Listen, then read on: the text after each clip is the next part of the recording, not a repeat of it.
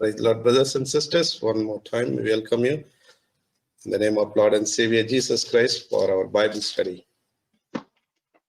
మరొకసారి ప్రభువైన యేసుక్రీస్తు నామములో మిమ్మల్ని అందరినీ కూడా ఈ యొక్క బైబిల్ పఠనం కొరకే ఆహ్వానిస్తా ఉన్నాం. और एक बार प्रिय भाइयों बहनों, हमारे प्रभु यीशु मसीह के नाम में आप सबों को आमंत्रित करते हैं. As we are studying from Ephesians chapter 3, today we will take up verses from 13 to 16. మనము ఎఫెసీయులకు రాసిన పత్రిక 3వ అధ్యాయంలో నుండి ధ్యానిస్తా ఉన్నాం. ఈ దినము 13 నుండి 16 వరకు చూద్దాం. और हम इफिसियों की पत्री 3 अध्याय का मनन कर रहे हैं और आज के लिए 13 पद से 16 पद तक हम देखेंगे. So God may help us to understand from this scripture whatsoever the truth, the understanding, the wisdom, the encouragement, the blessings. కాబట్టి ఈ దినము ప్రభు యొక్క వాగ్దానంలో నుండి మనం అర్థం చేసుకోవడానికి సహాయం చేయను గాక. తన యొక్క ఆశీర్వాదాలు కావచ్చు, తన యొక్క హెచ్చరికలు కావచ్చు, మరి తన యొక్క మెలనైన స్వరాన్ని ప్రభు వినడానికి మనకు సహాయం చేయను గాక.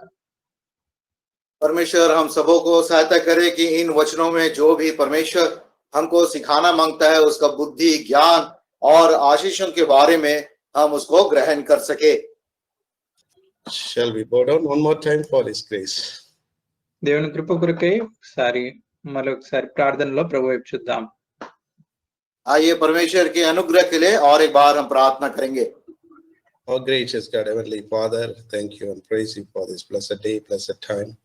As I know this servant as I could be, Lord, this day ordained that we should meditate, we should read your precious word, try to understand through our Lord given time that God may lead us and guide us, and God may give us that precious thought from above so that we all be ministered through thy precious word. I do hold nothing, Father. I don't know anything. I'm really good for nothing. My knowledge, my understanding, all are foolish and useless unless you use it. So anoint me fresh and thy words may be released. Thank you for our Samuel and Samson also helping the translation. God may give them the right words so that we may have that blessed time. Lord, we thank you for the brothers and sisters who are joined and who are going to watch and we are watching also. May them also have that personal blessings. None of us may go without understanding deeper meaning of the scriptural truth. Send us with a blessing when we return, when we leave from this place. Lord, help us that our hearts may be rejoiced and satisfied through thy precious manner. Binding the seen and unseen darkness forces working against thy will, we claim the victory in thy name so that it may not disturb us. Thank you and praise you for hearing and answering our prayer in Jesus' precious name we pray. Amen. Amen. Let's read verse 13 together, please. 13వ వచనం కలిసి చదువుకుందాం. इफिसियों की पत्री 3 अध्याय 13 पद को साथ में मिलकर पढ़ेंगे. Wherefore I desire that ye faint not. నిమిత్తమై నాకు వచ్చిన శ్రమలను చూచి మీరు అధైర్యపడవద్దని వేడుకొంచున్నాను. हो रहे हैं उसके कारण साहस न छोड़ो क्योंकि We see Paul's desire is something very different than others.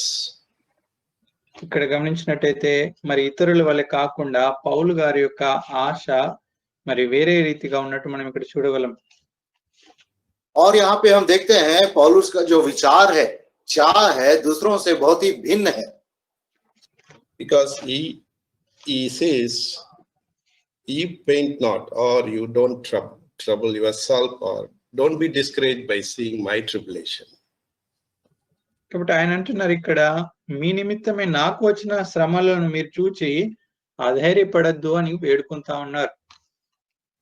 और पौलुस विश्वासियों को कहता है कि मैं जो क्लेश सह रहा हूं उसको देखते हुए तुम साहस ना छोड़ना. It's possible that we will be comparing with the people because when we see others, especially if there is a God servant, we always look unto him, how God leads him. కాబట్టి ఇది చాలా సామాన్యమే. మనము ఎవరైనా మనం ముందు ఉన్నట్టయితే మరి వాళ్ళు దైవ సేవకులే కావచ్చు, ఎవరైనా వారిని చూచి కొన్నిసార్లు మనము నిరుత్సాహపడము లేకుంటే అధైర్యపడమే చేసేవారుగా ఉంటాం. और ये साधारण है कि हम दूसरों की तरफ देखते हैं और खासकर विश्वासी लोग जब परमेश्वर का दास रहते हैं तो उसकी ओर हम देखते हैं.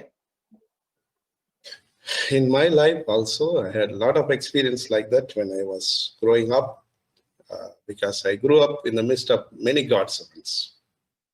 నా జీవితంలో కూడా ఈ రీతిగానే ఉంటూ వచ్చింది. నేను కూడా మరి అనేక మంది దైవ సేవకుల మధ్యలో ఎదుగుతూ వచ్చాను.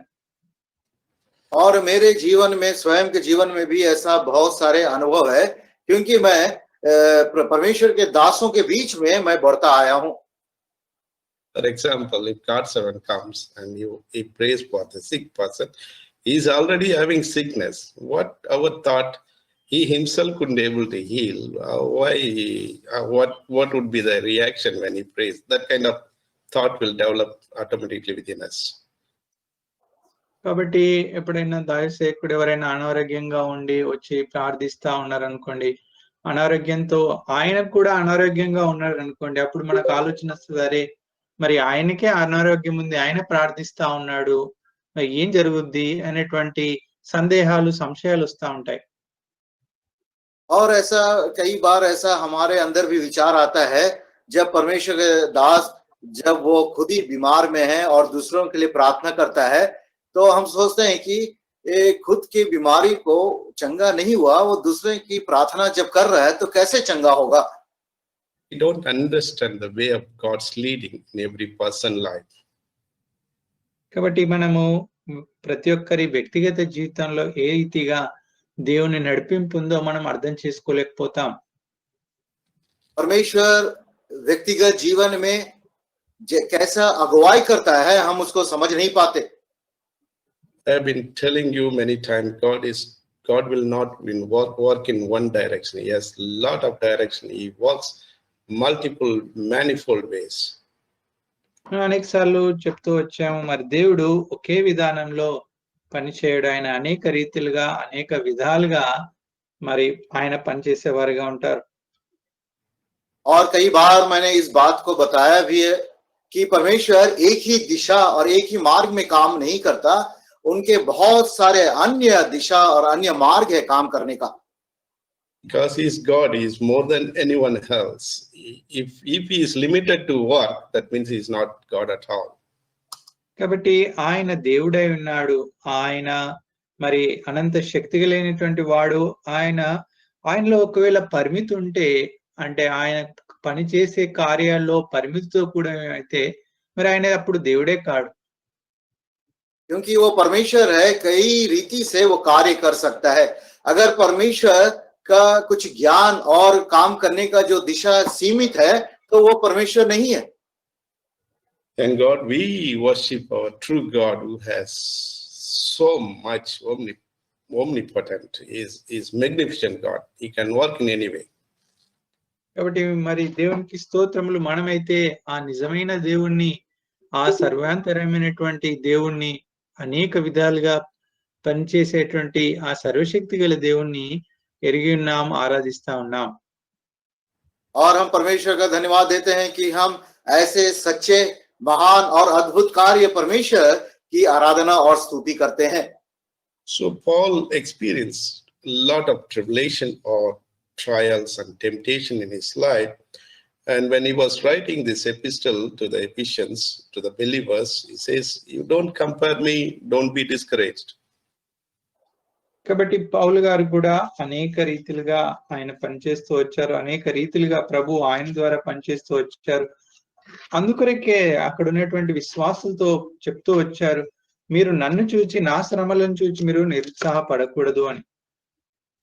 पौलुस अपने जीवन में बहुत सारे क्लेश परीक्षाओं का सामना किया और ये पत्री इफिसियों के विश्वासियों को लिखते हुए कहता है, मेरा क्लेश को मत देखो और अपना साहस ना छोड़ना. If you want to understand what are the trials and temptations, situations, you just take this reference and read when you have time. There is plenty of things listed in 2 Corinthians chapter 11 verses 24 to 31. కాబట్టి అనేక విషయాలు మనకు ఈ యొక్క దీని గురించి రాయబడుతూ వచ్చాయి. 2 కొరింథీయులకు రాసిన పత్రిక 11వ అధ్యాయము 13వ వచనం నుండి మనం చదివినట్టయితే మీకు సమయం ఉన్నప్పుడు చదవండి. అనేక విషయాలు ఇక్కడ రాయబడుతూ వచ్చాయి. यहाँ पे दूसरा कुरिन्थी 11 अध्याय 21 से 31 पद तक बहुत सारे विषय के बारे में यहाँ पे लिखा हुआ है, जो क्लेश और संकट और परीक्षा का सामना करना है. So there are many he has written all his sufferings there. ఇక్కడ తన ఎదుర్కొన్నటువంటి శ్రమలు అనేకమైనటువంటివి ఇక్కడ రాస్తూ వచ్చారు. और इस भाग में पौलुस जो जो क्लेश उसने सहा है उसके बारे में विवरण करता है. This all has one common goal or reason. వీటన్నిటికీ ఒక మరి కారణము లేకుంటే ఒక ఉద్దేశం ఇక్కడ మనం చూడొచ్చు. और ये सब का एक ही कारण हम यहाँ पे देखते हैं. Because God has chosen him to take the gospel to the Gentiles. కాబట్టి దేవుడు ఆయన్ని అన్యజనులకు సువార్త ప్రకటించుటకు ఎన్నుకుంటూ వచ్చారు. और वो कारण यह है कि परमेश्वर ने पौलुस को अन्य जातियों को सुसमाचार सुनाने के लिए चुना है. So you read Acts chapter 9 verse 15 and 16, you will see, and especially for the 16th verse we read, for I will show him how great things he must suffer for my name's sake. ఇది అపోస్తలుల కార్యములు 9వ అధ్యాయము 16వ వచనంలో మనం చదివితే రాయబడుతూ వచ్చింది, మరి ఇతడు నా నామం కొరకు ఎన్ని శ్రమలను అనుభవింపవాలనో నేను ఇతనికి చూపుదునని అతనితో చెప్పెను. देखिए प्रेरितों का काम 9 अध्याय 16 पद में लिखा है, और मैं उसे बताऊंगा कि मेरे नाम के लिए उसे कैसा कैसा दुख उठाना पड़ेगा. So I wonder that every suffering you would have seen God's hand and great work in his life. కాబట్టి నేను అనుకోవడం ఆయన ఎదుర్కొన్న ప్రతి సమస్యలో ప్రతి శ్రమలో మరి దేవుని యొక్క అదృశ్యమైనటువంటి హస్తము అద్భుత రీతిగా అతని జీవితంలో పనిచేయడం చూచి ఉండవచ్చు. और मैं ऐसा सोचता हूँ कि हर क्लेश हर दुख के पीछे में परमेश्वर का अदृश्य हाथ उसके साथ रहा, उसका अगुवाई किया.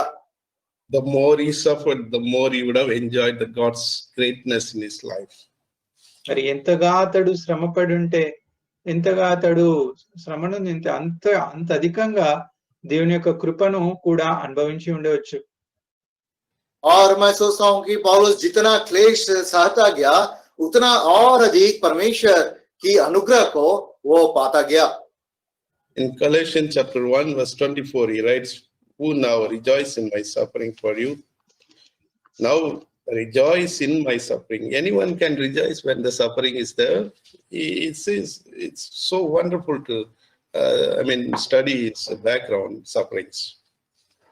కాబట్టి కొలస్సీయులకు రాసిన పత్రిక 1వ అధ్యాయము 24వ వచనంలో అంటున్నారు, మరి మీ కొరకు నేను అనుభవించిన శ్రమలందు సంతోషించుచు అంటున్నారు. నిజంగా ఎవరైనా శ్రమలలో సంతోషించగలరా?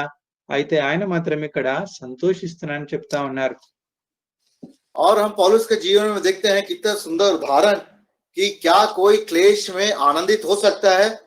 कोलोसियों के पत्री 1 अध्याय 24 पद में वो लिखता है, अब मैं उन दुखों के कारण आनंद करता हूं. In 2 Corinthians chapter 12 verse 10 we read, he says, I take pleasure in infirmities, in reproaches, in necessities, in persecution, in distress for Christ's sake. For when I am weak, then I am strong. He takes pleasure on that. You see, a rejoicing pleasure. During this time, can anyone do that one? It's only by the hand of God which is helping him. 2 కొరింథీయులకు రాసిన పత్రిక 12వ అధ్యాయం 10వ వచనంలో మనం చదివితే, నేను ఎప్పుడు బలహీనుడనో అప్పుడే బలవంతుడను గనుక క్రీస్తు నిమిత్తము నాకు కలిగిన బలహీనతలలోను నిందలలోను ఇబ్బందుల్లోను హింసలలోను ఉపద్రవంలోను నేను సంతోషించున్నాను అంటున్నాడు. देखिए क्या कहता पौलुस 2 कुरिन्थी 12 अध्याय उसके 10 पद में, इस कारण मैं मसीह के लिए निर्बलताओं में और निंदाओं में और दरिद्रता में और उपद्रवों में और संकटों में प्रसन्न हूं, क्योंकि जब मैं निर्बल होता हूं तभी बलवंत होता हूं। So, Apostle Paul is a true servant of God. చూడండి, అపోస్తలుడైన పౌలు గారు ఇందుకొరకే ఆయన నిజమైన దైవ సేవకుడిగా ఉన్నారు. और ऐसे चरित्र को देखने के बाद हम कह सकते हैं कि पौलुस सच्चा परमेश्वर का दास है। There is a purpose for every suffering, of course, in his life. ఆయన పొందినటువంటి శ్రమలో, ప్రతి శ్రమలో కూడా దేవుని యొక్క ఉద్దేశం ఉంది. और हम देखते हैं पौलुस जो भी क्लेश अपने जीवन में सामना किया, उसका परमेश्वर का एक उद्देश्य है। So it is given to the church when he wrote that letter. He says in 2 Corinthians chapter 1 verse 6, and whether we be afflicted, it is for your consolation and salvation, which is effectual in enduring of the same suffering which also suffered, or whether we be comforted, it is for your consolation and salvation.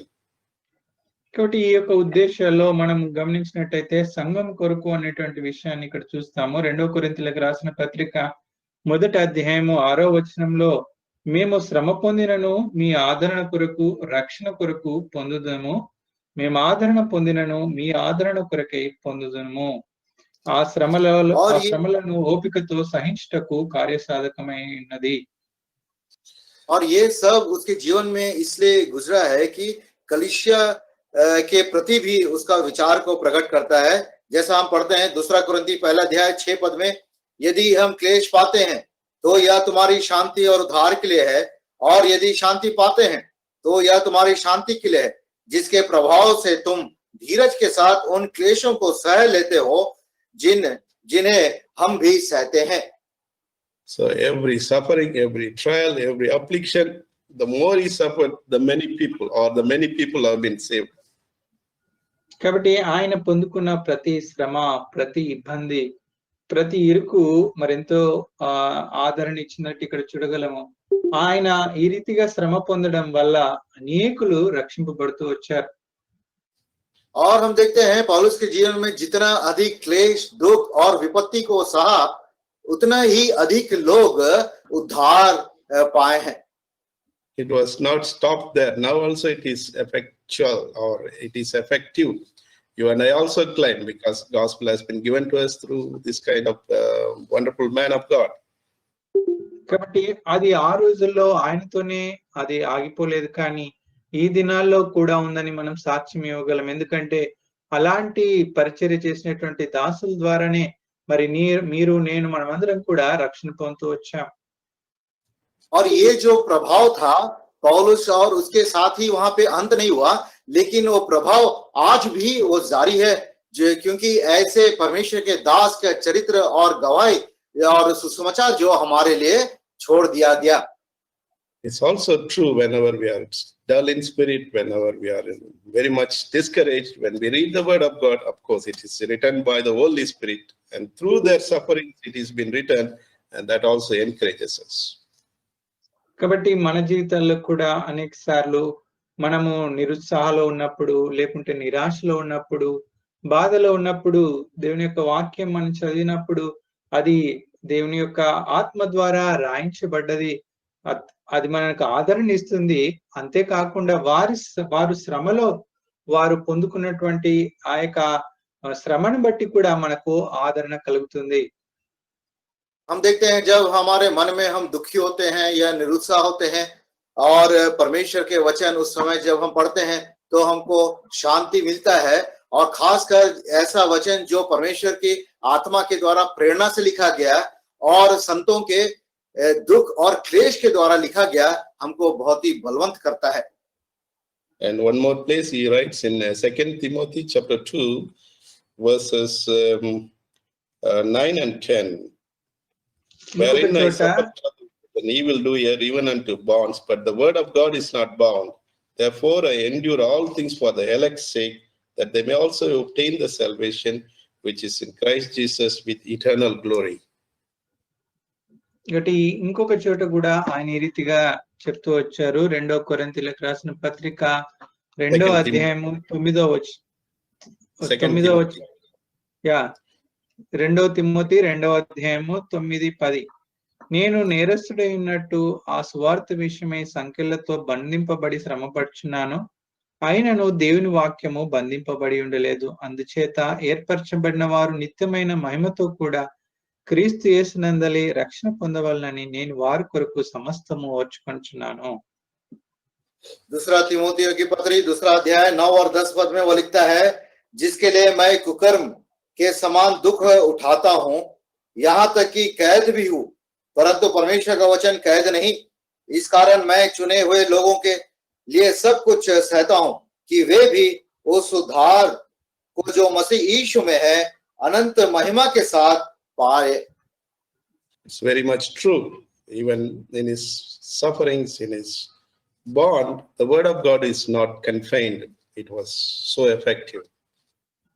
కాబట్టి ఇది నిజము. ఆయన శ్రమలో, ఆయన ఇబ్బందిలో ఉన్నప్పుడు కూడా దేవుని వాక్యం ఏమాత్రం కూడా అది ఆగిపోలేదు. అది ఇంకా ప్రభావితంగా పనిచేస్తూ వచ్చింది. और ये बहुत ही सच है कि जब पौलुस कैद में था और बंधा हुआ था, क्लेश में जा रहा था, लेकिन परमेश्वर का वचन कैद नहीं था, लेकिन बहुत ही प्रभावशाली रूप से कार्य रूपी रहा। It's also proof that God loves more. కాబట్టి దేవుడు అధికంగా ప్రేమిస్తున్నాడు అనేటువంటి విషయానికి ఇదొక నిదర్శనం. और ये भी सच्चा है और सत्य है कि परमेश्वर हमसे अधिक प्रेम करता है। This is also a testimony for the word of for the Christ's sake, because when we stand truth for the truth, when we go through trials and temptation, when we stand for that, God's name is glorified. కాబట్టి మనం కూడా ఈ యొక్క శ్రమలో ఇబ్బందిలో ఉన్నప్పటికీ మనము సత్యం కొరకు మరి నిలబడినట్టయితే అది సాక్షిగా ఉండి అది దేవుని నామానికి మహిమ తీసుకొచ్చేదిగా ఉంటుంది. हमारे जीवन में भी ये सत्य है कि जब हम दुख और तकलीफ विपत्तियों में से जाते हैं और सच्चाई के लिए खड़े होकर खड़े होते हैं, तो परमेश्वर की महिमा को हम ले आते हैं। So when he was in prison or in a Roman prison, he wrote all these epistles, of course. కాబట్టి ఆయన ఆ రోమా సైన్యము ఆ యొక్క చెరసాలలో ఉన్నప్పుడు ఈ పత్రికలన్నీ రాస్తూ వచ్చారు. और जब पौलुस से रोमियो की बंदीगृह में कैद हुआ था, तो ये सारे पत्रियों को उसने लिखा। That is Ephesians, Colossians, Philippians, and Philemon. ఎఫెసీలు, కొలస్సీలు, అంతేకాకుండా ఫిలోమోను పత్రిక ఇవన్నీ రాస్తూ వచ్చారు. Philippians also. ये पत्री ఫిలిప్పీలు కూడా. Yeah. इफिसियों की पत्री, कुलिसियों की पत्री, फिलिपियों की पत्री और फिलमोन की पत्री, ये सारे उसने कैद में लिखा। It's true that God has a plan for every situation when he brings in our life. కాబట్టి అది నిజము. మన జీవితాల్లో కూడా దేవుడు ఏవైనా పరిస్థితులు అనుమతించినట్టయితే అది దాంట్లో ఒక ఉద్దేశం ఉందని మనం గ్రహించాలి. और हमें ये ग्रहण करना है कि परमेश्वर हमारे जीवन में जो भी परिस्थितियां ले आता है, उसमें उसका एक उद्देश्य है। Because God allowed such situation in Paul's life, he could able to sit there and write all these epistles encouraging the believers. చూడండి, పౌలు గారి జీవితంలో కూడా ఆ చెరసాలలో వేయబడేటువంటి ఆ పరిస్థితులు అనుమతించినప్పుడు దేవుని ఉద్దేశం మరి ఇక్కడ ఈ పత్రికలన్నీ కూడా రాసి అక్కడ ఉన్నటువంటి విశ్వాసుల యొక్క సంఘాలందరినీ కూడా ప్రోత్సాహపరచబడడానికని మనం చూడొచ్చు. देखिए, जब पौलुस बंदीगृह में कैद था, तो परमेश्वर का उद्देश्य देखिए कि इस पत्री के द्वारा सभी अलग अलग विश्वासियों को, कलीसियाओं को प्रोत्साहित करने के लिए उसे उपयोग किया। So we have been encouraged through this particular portion that when we go through trials or temptation, we want to see what is God's plan. We want to see how we can implement in the plan of God in our life. కాబట్టి ఇది మనకు ఎంతో ప్రోత్సాహకరంగా ఉంది. మన జీవితంలో కూడా శ్రమలు, ఇబ్బందులు కూడా వెళ్తున్నప్పుడు దాంట్లో దేవుని యొక్క ప్రణాళిక ఏంటి, ఉద్దేశం ఏంటి మనం ఎరుగుతూ రావాలి. తద్వారా ఆ యొక్క దేవుని ఉద్దేశం కూడా నెరవేర్చబడుతూ రావాలి. और ऐसे गवाही के द्वारा परमेश्वर आज हमें प्रोत्साहित करता है कि जब हम मुसीबत, वेदनाओं और दुखों से जाते हैं कि किस रीति से मैं और आप परमेश्वर की योजना को हमारे जीवन में परिपूर्ण करें। So what it teaches that when we go through trials or temptation or sufferings, we should not be discouraged. We should take a courage in God that God is allowing.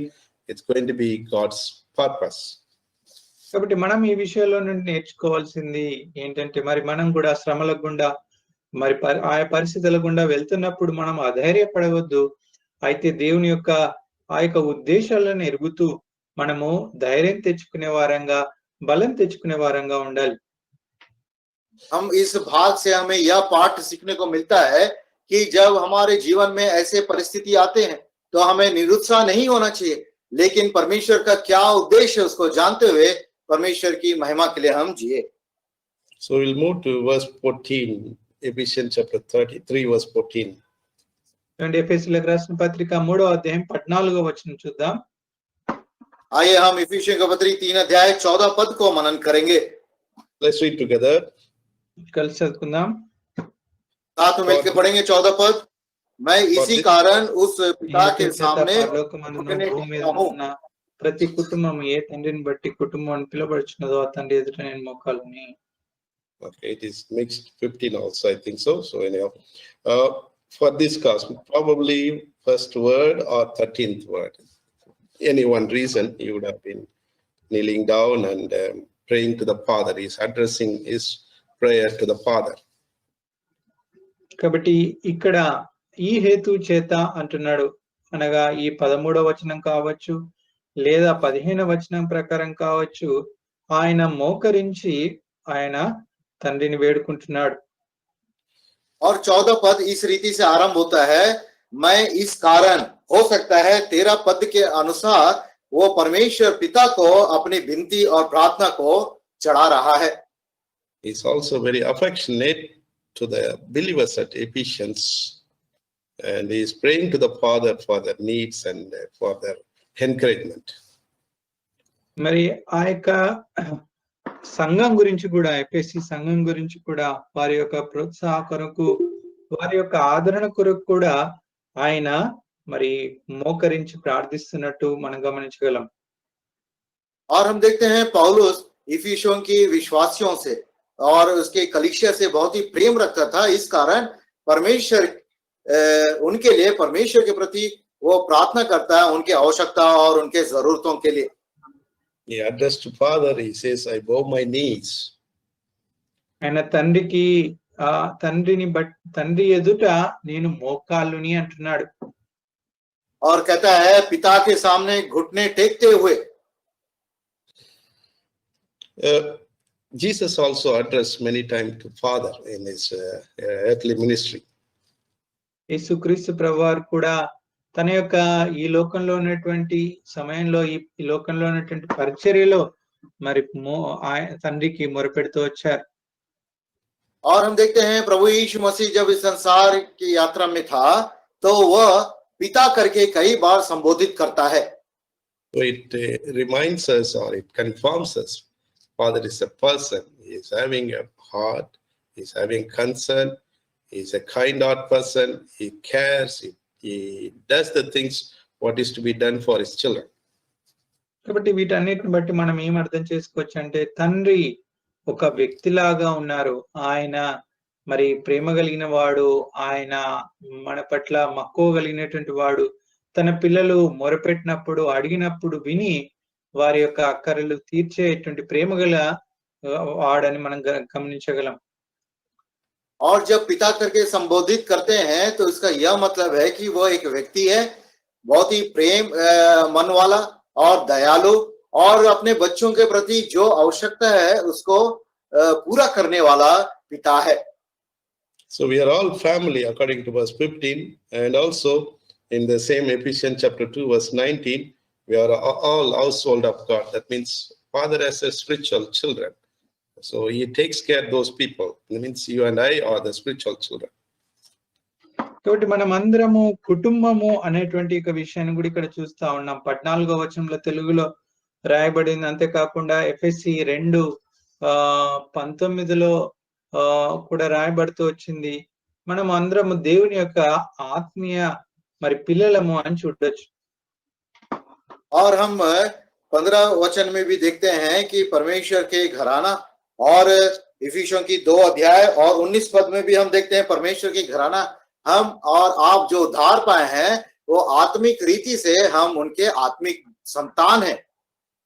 So what we can understand verse 14, Ephesians chapter 3, I bow my knees means he has some posture that gives humility and he wanted to respect the Father by doing that way.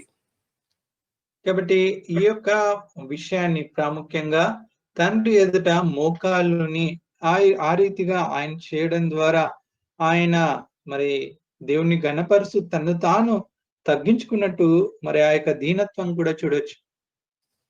और हम देखते हैं यहाँ पे लिखा है घुटने टेकता हुआ, ये यह दर्शाता है उसकी नम्रता और परमेश्वर के प्रति आदर को हम देख सकते हैं।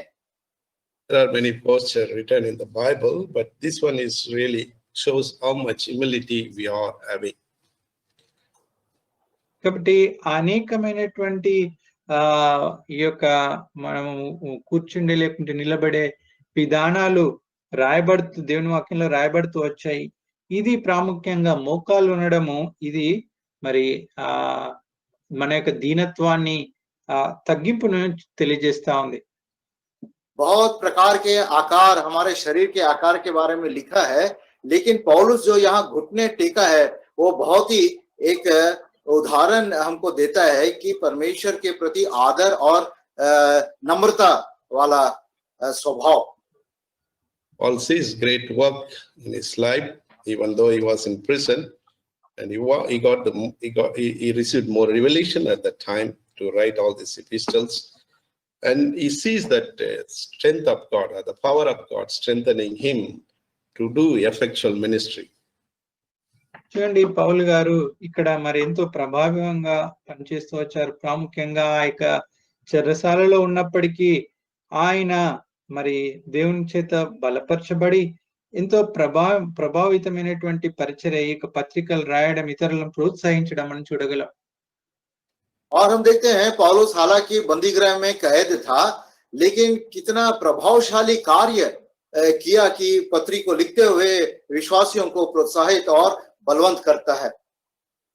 So Satan is so powerful, we need to overcome him through the prayer only we can. చూడండి, సాతాను ఎంతో శక్తివంతుడు, అయితే మనం వాణ్ణి జయిస్తూ రావాలి. అది కేవలము ప్రార్థన ద్వారానే జయించగలము. जो शैतान है बहुत ही शक्तिशाली है और उस पर हमको जय पाना है, और वो जय हम सिर्फ प्रार्थना के द्वारा पा सकते हैं। One of the practice we should do it. Of course, nowadays we are unable to do. Sometimes God knows our situations.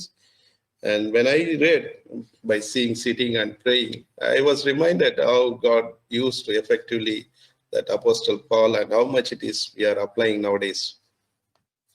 చూడండి, ఈ యొక్క విషయాన్ని బట్టి మనం కూడా పరీక్షించుకుంటూ రావాలి. ఎల్లప్పుడూ ఇది మన జీవితాల్లో ఒక అభ్యాసంగా ఉండాలి. అనగా మోకరించి ప్రార్థించడం అనేది మరి ఇప్పుడున్నటువంటి పరిస్థితులను బట్టి మనము కొద్దిగా వెనక్కి తగ్గినట్టుగా ఉన్నాము. అయితే ఈ యొక్క విషయం మనం చదివినప్పుడు మనకు గుర్తు చేస్తా ఉంది నిజంగా మరి పౌలు గారు ఏ రీతిగా మరి మోకరించి ప్రార్థిస్తూ వచ్చారో మనం చూడగలం.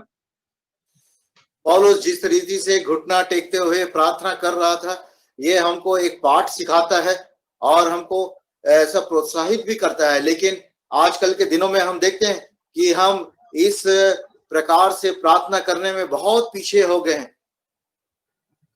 Yeah, I would have watched many men of God, great God servants, even though they were very weak and sick, when they want to pray, somehow they will kneel down and pray.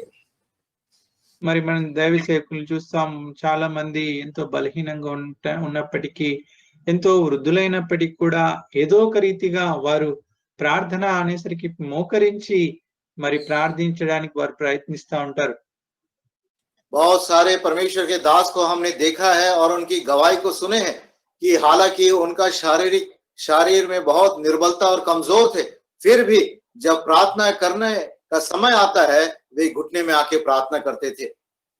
I was really reminded of that gospel ministry when we were doing in India. The place where we used to stand and give the word of God is very dirty place. Whenever they say, let's pray, all of us will kneel down. There will be a dirty smell, so much you can't imagine. There we have to stand and we have to give the gospel.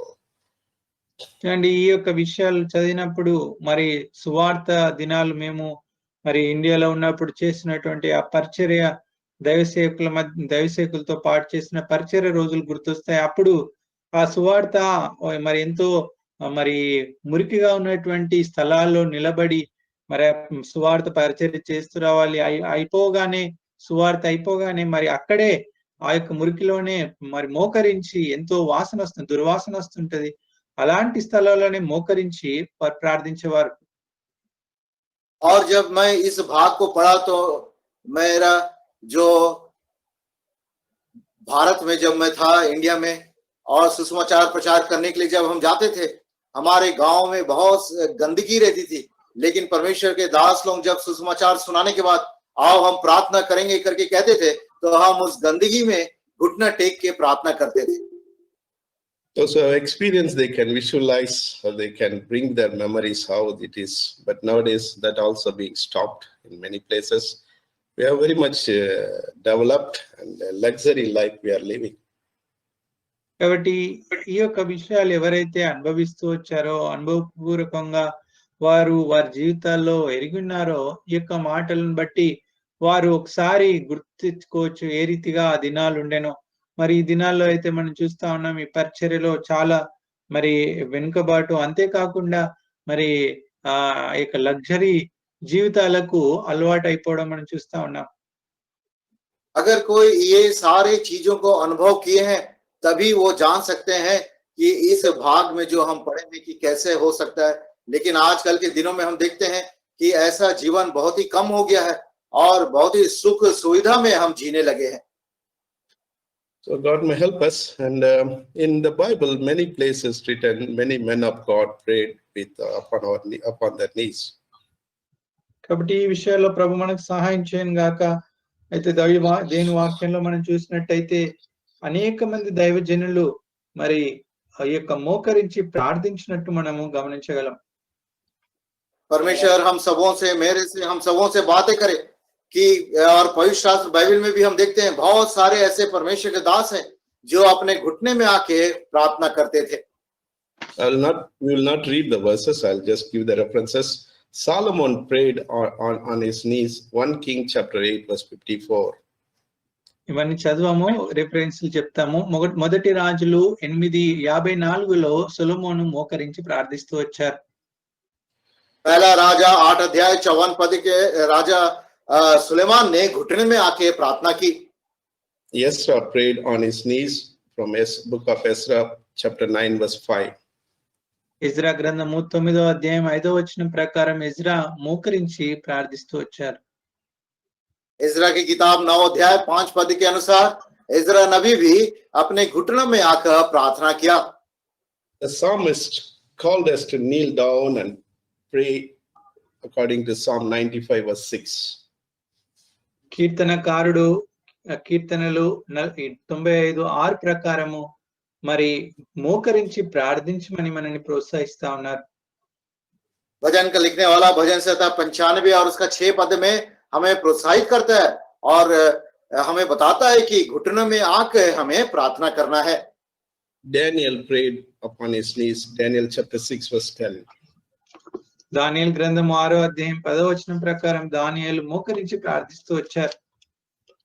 Daniel की किताब 6 अध्याय 10 पद के अनुसार Daniel भी अपने घुटनों में आकर प्रार्थना करता था।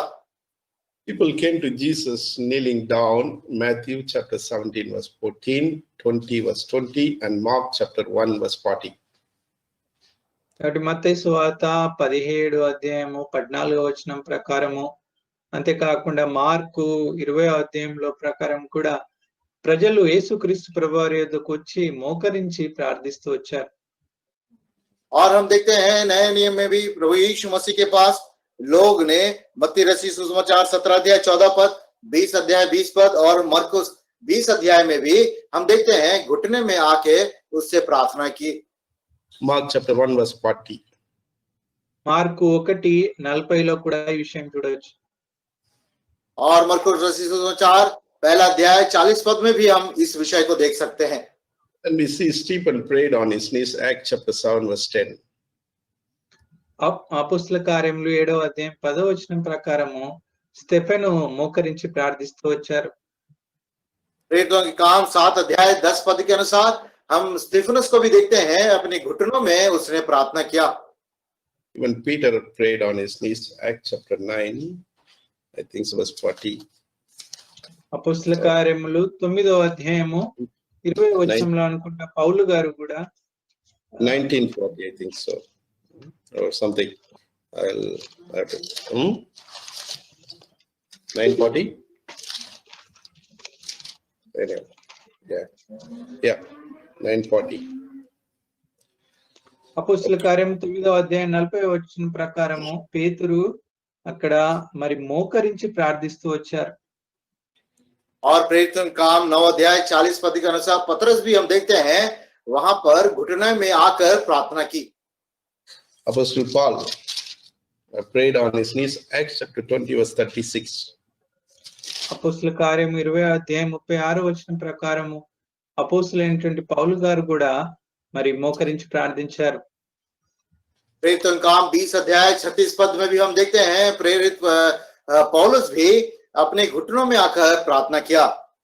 These all men of God, it's okay. But most importantly, Jesus also knelt down and prayed in Luke chapter 22 verse 41.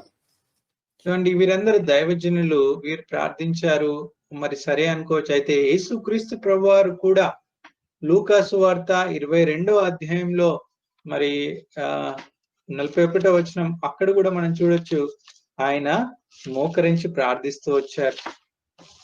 ये सारे परमेश्वर के दासों ने घुटने में आकर प्रार्थना किया हो तो ठीक है, लेकिन हम प्रभु यीशु मसीह को भी देखते हैं लूका रचित सुसमाचार 22 अध्याय 41 पद में वह भी घुटने में आकर परमेश्वर पिता से प्रार्थना और विनती करता है। So we understand that upon our knees when we pray it is good. కాబట్టి వీటన్నిటిని బట్టి మనం అర్థం చేసుకోవచ్చు, మనం మోకరించి ప్రార్థించడం ఎంతో మంచిది. ये सब विचार, ये सब वचन से हम ये समझ सकते हैं कि घुटनों में आकर प्रार्थना करना हमारे लिए बहुत ही भला है। So when Solomon prayed upon his knees, he dedicated the church and he handed over the church to the people to come and worship there. కాబట్టి సొలొమోను మోకరించి ప్రార్థించిన తర్వాత ఆ యొక్క ప్రార్థన మరి ఆయన కట్టినటువంటి ఆ యొక్క ఆలయం, దేవుని ఆలయాన్ని ప్రతిష్ఠిస్తూ వచ్చారు. ప్రజలను ఆ యొక్క ఆలయంలోనికి ప్రవేశించి దేవుణ్ణి ఆరాధించడానికి ఆయన ప్రోత్సహిస్తూ వచ్చాడు. और हम देखते हैं राजा सुलेमान ने उस मंदिर को समर्पित किया परमेश्वर के लिए और प्रजा को आमंत्रित किया ताकि परमेश्वर की आराधना करे। Here we see Apostle Paul prays upon knees, dedicating the church, dedicating the believers into the family of God. ఇక్కడ అపోస్తలుడైన పౌలు గారి మోకరించి ప్రార్థిస్తా ఉన్నారు, మరి సంఘాన్ని ప్రతిష్ఠిస్తూ విశ్వాసులను మరి ఆ యొక్క సంఘంలో దేవుని యొక్క ప్రజలుగా, దేవుని యొక్క మరి కుటుంబంలో సభ్యులుగా వారిని ప్రతిష్ఠించడము చూడొచ్చు. और हम देखते हैं इफिसियों के पत्र 3 अध्याय 14 पद में कि पौलुस प्रेरित पौलुस भी घुटनों में आके प्रार्थना करता है और उस कलीसिया और विश्वासियों को परमेश्वर के घराने में प्रतिष्ठित करता है। Be it Old Testament or New Testament, God the Father is a planner who has purpose, who executes that purpose also. కాబట్టి మనం నూతన నిబంధనలో పాత నిబంధనలో చూసినట్టయితే మరి తండ్రి అయిన దేవుడు ఆయన గొప్ప ప్రణాళికకర్త, ఆయన యొక్క ఉద్దేశాలను ఉద్దేశించి నెరవేర్చేవాడు. और हम देखते हैं दोनों पुराने और नए नियम में हमारा परमेश्वर बहुत ही महान योजनाकारी है, जो योजना करता है, उद्देश्य करता है और उसे पूरा भी करता है। So we all come into one family, God's family, and we are all together. There is no differences Jewish or Gentiles. That's how Paul declared in these epistles. కాబట్టి మనమందరం కూడా దేవుని ఇంటి వారమై ఉన్నాం, దేవుని కుటుంబమై ఉన్నాం. కాబట్టి దాంట్లో ఏ మాత్రము భేదం లేదు. యూదుడని మరి అన్య దేశస్థుడని భేదము లేదు. ఈ యొక్క విషయాన్ని ఈ పత్రికలో పౌలు గారు ఎంతో స్పష్టంగా తెలియజేస్తూ వచ్చారు. और प्रेरित पौलुस इस पत्री में बहुत स्पष्ट रीति से हमको बतलाता है कि कोई भेद नहीं है, हम सब परमेश्वर के घराने हैं, ना यहूदी ना अन्य जाति. So those who accepted Lord Jesus Christ, they are in the God's family. That names not only on this earth, named and in heaven also, according to verse 15, Ephesians chapter 3 verse 15. That's what we are meditating. కాబట్టి ఎవరైతే యేసుక్రీస్తు ప్రభువాన్ని సొంత రక్షకునిగా అంగీకరించారో వారందరూ కూడా మరి దేవుని ఇంటివారై ఉన్నారు. ఈ యొక్క ఎఫెసీ 3:15 ప్రకారము వారందరూ మరి విశ్వాసం ద్వారా నివసింపబడినట్లుగా వారు మరి ఆ యొక్క పరలోకంలో కూడా కుటుంబికులుగా చేయబడతా ఉన్నారు. और हम देखते हैं कि जो कोई उद्धार पाया है वो परमेश्वर के घराने का है, ना केवल इस पृथ्वी पर लेकिन स्वर्ग में भी उसका नाम रखा गया है. So we'll read verse 16, Ephesians chapter 3 verse 16 together, please. 16వ వచనం తెలుగులో 15 నుండి 18 వరకు కలిసి ఉన్నాయి. అయితే ఇంగ్లీష్ లో 16వ వచనం ఆ భాగాన్ని చూద్దాం. इफिसियों की पत्री 3 अध्याय 16 पद को सब साथ मिलकर पढ़ेंगे. That he would grant you according to the riches of his के अनुसार तुम्हें यह दान दे कि तुम उसके आत्मा से अपने भीतरी मनुष्यत्व में सामर्थ्य पाकर बलवंत होते जाओ. So his prayer not only for the benefit of the churches, the believers, that his desire and prayer, his burden, that God would give or grant the riches of his glory to everyone, those who believe him. కాబట్టి ఇక్కడ మరి 15-18 కలిసి ఉన్నాయి. మొదటి భాగంలో చూడొచ్చు, మీరు అంతరంగ పురుషుని యందు శక్తి కలిగి ఆయన ఆత్మ వలన బలపరచబడినట్లుగాను క్రీస్తు మీ హృదయంలో విశ్వాసం ద్వారా నివసించినట్లుగాను. हम देखते हैं वो कहता है 16 पद में कि परमेश्वर तुम्हें अपनी महिमा के धन के अनुसार यह दान तुमको दे. The riches of his glory. తన మహిమైశ్వర్యం చొప్పున. महिमा के धन के अनुसार. He is rich in every aspect of this God. కాబట్టి దేవుడు అన్ని విషయాల్లో ఆయన ఐశ్వర్యవంతుడు.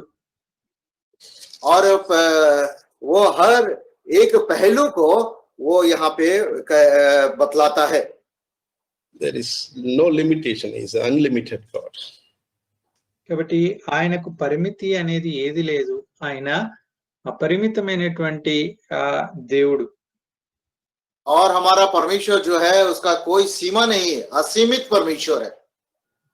So we read in Romans chapter 2 verse 4, or despisest thou the riches of his goodness and forbearance and long suffering, not knowing that the goodness of God leadeth thee to repentance. రోమా 2:4లో ఈ రీతిగా చదువుతాము, దేవుని అనుగ్రహము మారు మనసు పొందుటకు నిన్ను ప్రేరేపించినదని ఎరగక ఆయన అనుగ్రహైశ్వర్యమును సహనమును దీర్ఘశాంతమును తృణీకరించుదువా.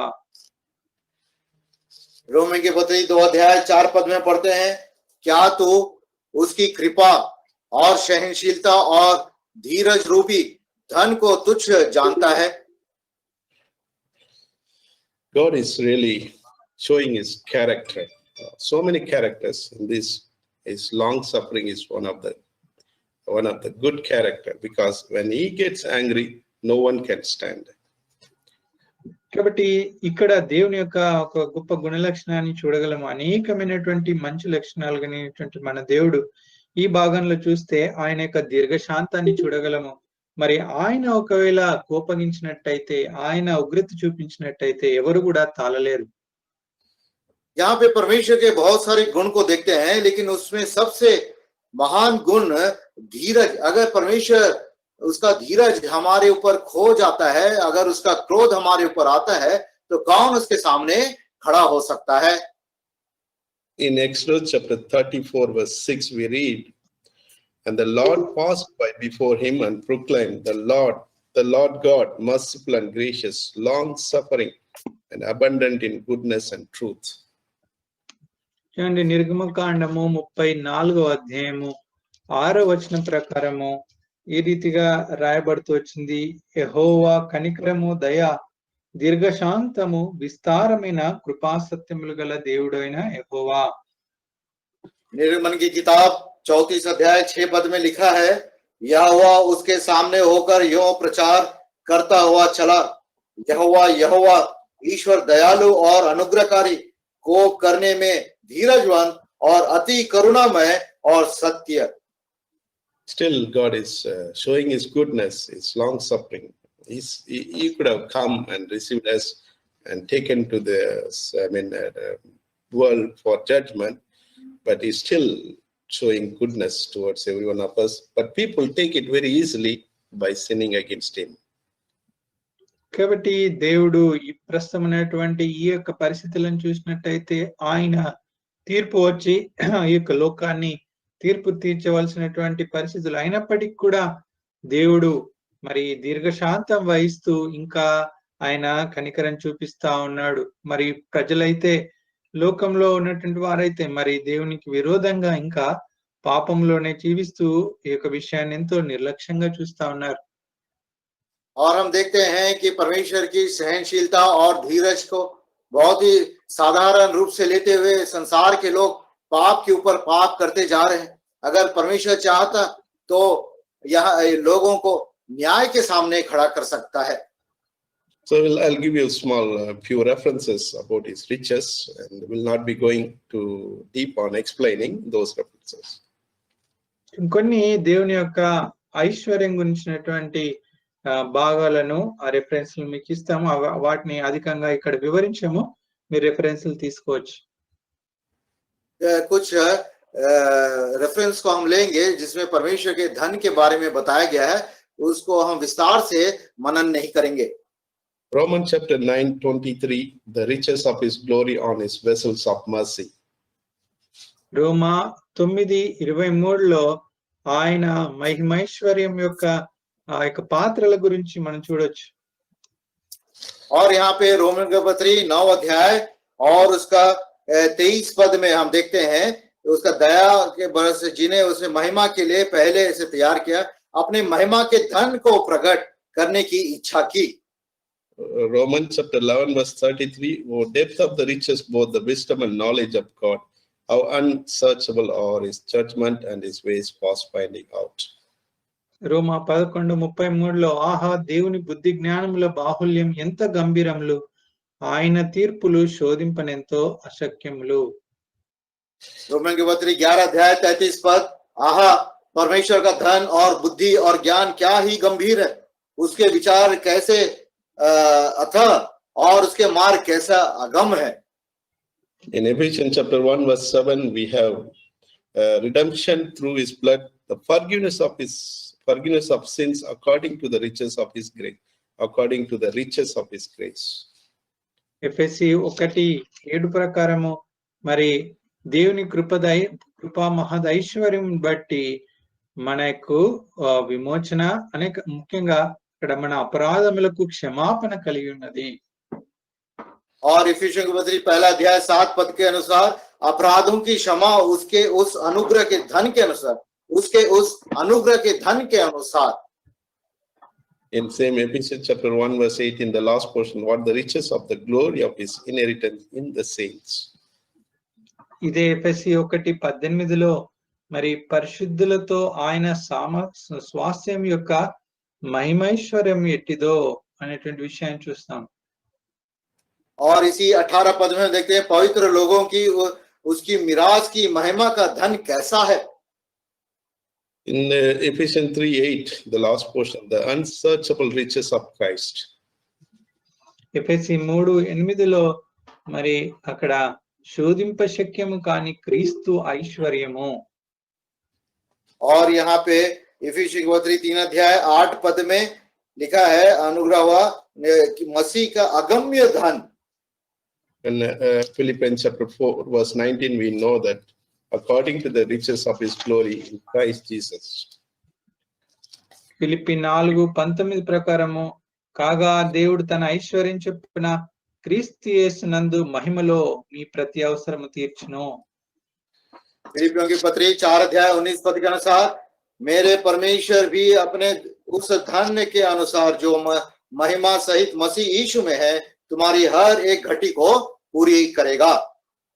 And finally Colossians chapter 1 verse 27, the riches of the glory of the mystery among the Gentiles, which is Christ in the hope of glory. కొలస్సీలకు రాసిన పత్రిక 1వ అధ్యాయము 27వ వచనంలో కూడా ఈ యొక్క మరి క్రీస్తు యొక్క ఐశ్వర్యం గురించి మనం చూడగలము।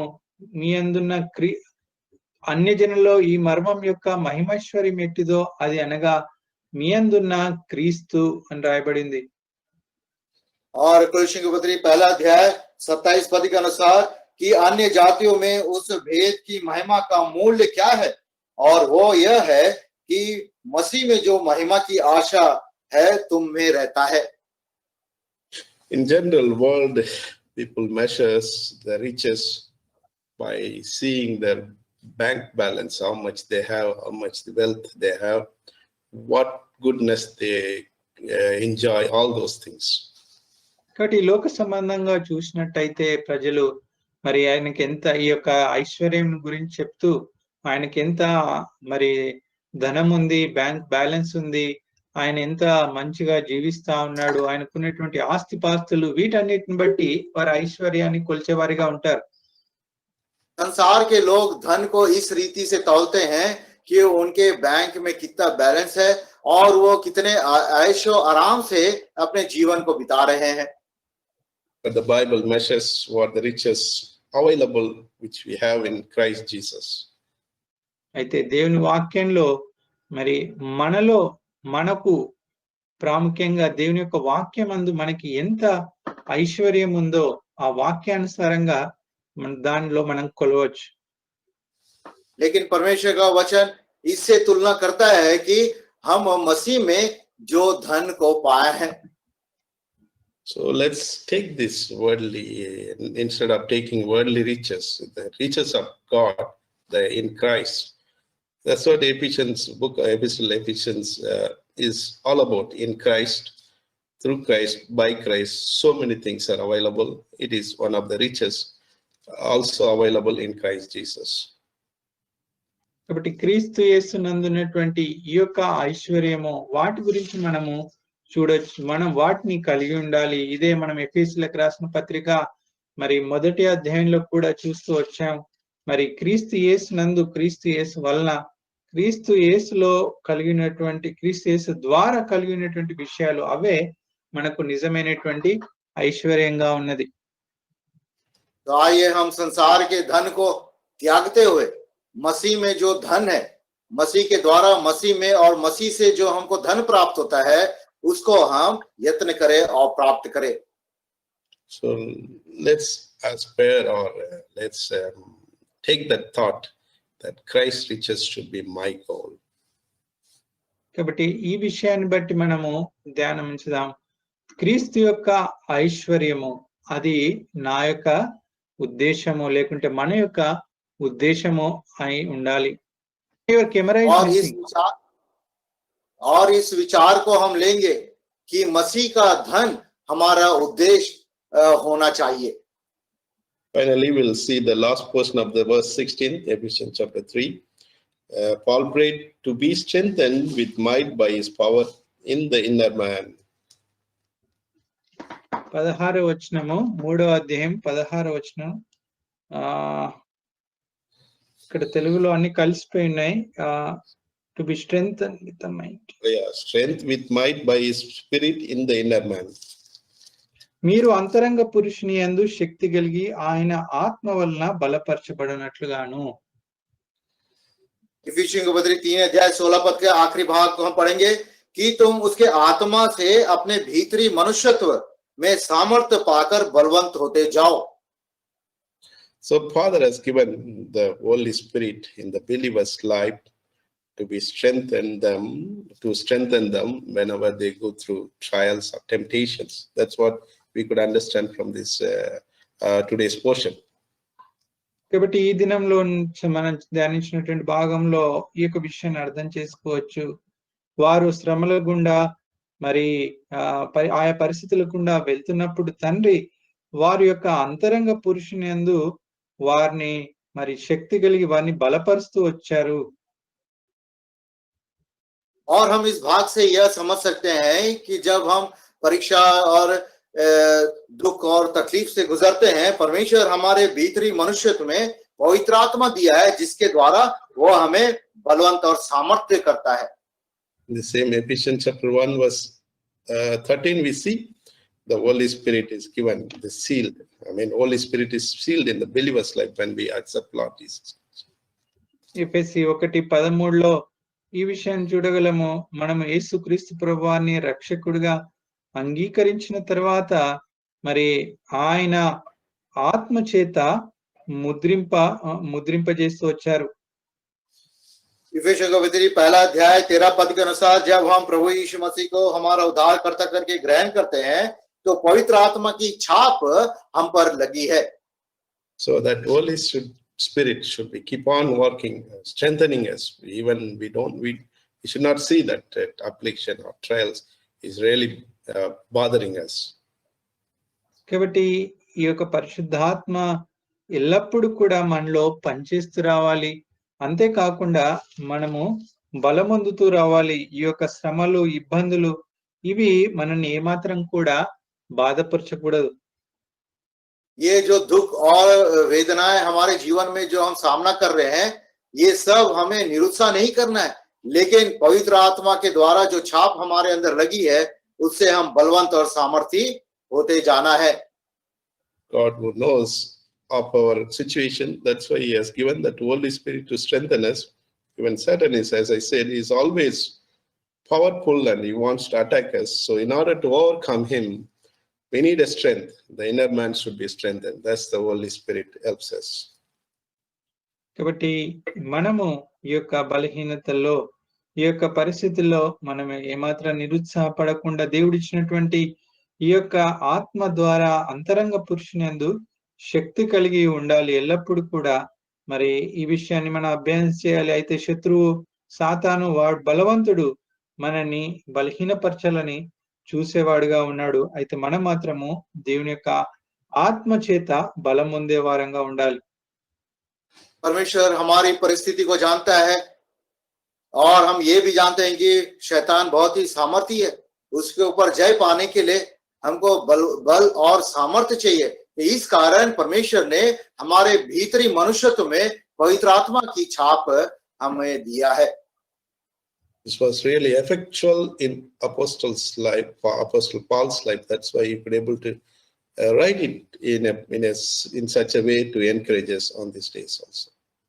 కాబట్టి ఈ యొక్క మరి పరిస్థితుల్లో ఈ యొక్క శ్రమ ఎంతో మరి అపోస్తలుడైన పౌలు గారి జీవితంలో ఎంతో ప్రభావితంగా ఉన్నాయి. అందుకొరకే ఈ యొక్క మాటలు ఈ పత్రికలో ఆయన అనుభవపూర్వకంగా రాయగలుగుతూ వచ్చారు. यह सब विषय प्रेरित पौलुस के जीवन में बहुत ही प्रभावशाली रीति से कार्य किया है.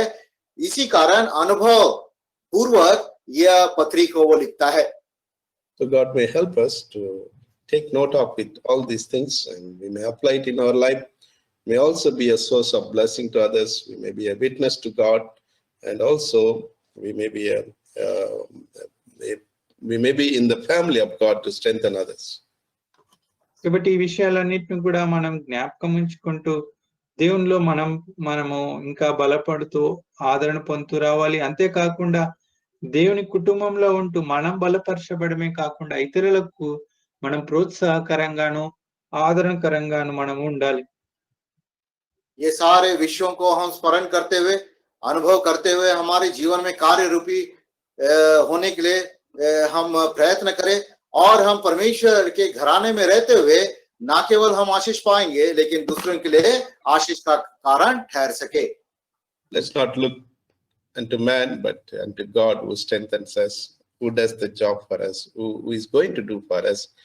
Let's keep our eye fixed upon him so that God's name may be glorified. కాబట్టి మనము ఎల్లప్పుడూ కూడా మరి మన వైపు కానీ మనుషుల వైపు చూడక మరి దేవునిపై మన గురి కలిగి ఉందాం. ఆయనే మనల్ని నడిపించేవాడు, బలపరిచేవాడు. మరి ఆయనపై మన గురి నిలుపుదాం.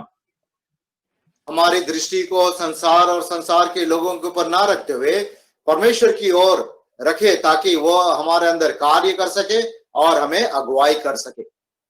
God may help us to understand the scriptural truth about his richness, about his goodness, about his character, about his long suffering, even these trials and tribulation, the plan of God, the purpose of God.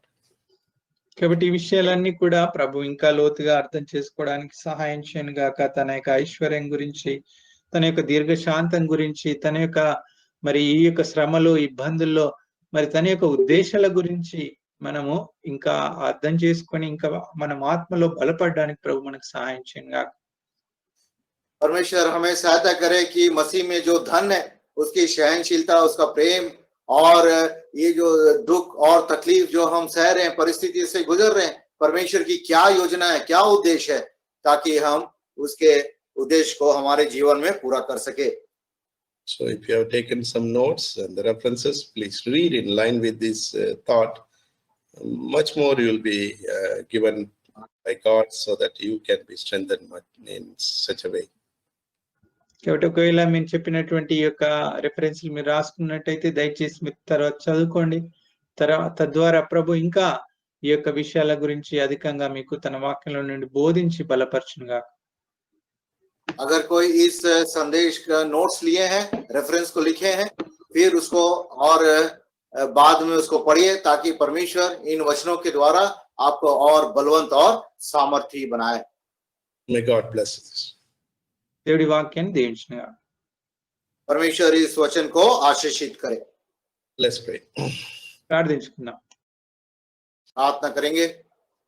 Our gracious God, Heavenly Father, we thank you and praise you for this blessed day, blessed time.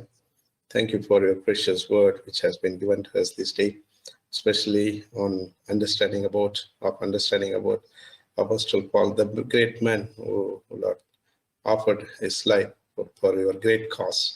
So much trials and temptation. It is all for the purpose you brought in his life, that we can see it evidently this day also. Even it speaks very, very purposefully in our life, that every word is precious, and it reminds us so much things from the scripture about you, about your character, about your nature, what you have planned for us, what we have to do, all those things. So Father, with a limited time, with a limited knowledge, we could able to understand. God may expand it, expose it, so that it may be, Lord, given to many of us and all of us in deeper and such a way that we may apply it in our life also. Lord, forgive all our sins as we have sinned against many of times, and by questioning you, by comparing many people, even when we are suffering for small things, we are complaining. God, forgive us, and that those things may not be there in these days. And take all these things in these situations. There is a purpose. You are a good planner. So in your plan, everything is planned properly and perfectly. So may it be, Lord, accomplished, and may it be revealed to us also, to see that glorious work in and through in our life also. Thank you and praise you for our dear ones who patiently watched and even listened. May God come to work in their life also. We thank you for the brothers Samson and Samuel Jacob, who were able to translate. Lord, bless them, our brothers also. Bless all our dear ones, for the families, little ones, especially those who are not accepted you. We pray our dear ones may be, Lord, accepting you before you are coming. Even in this night, if you are coming, help us, Lord, that all of us may be found.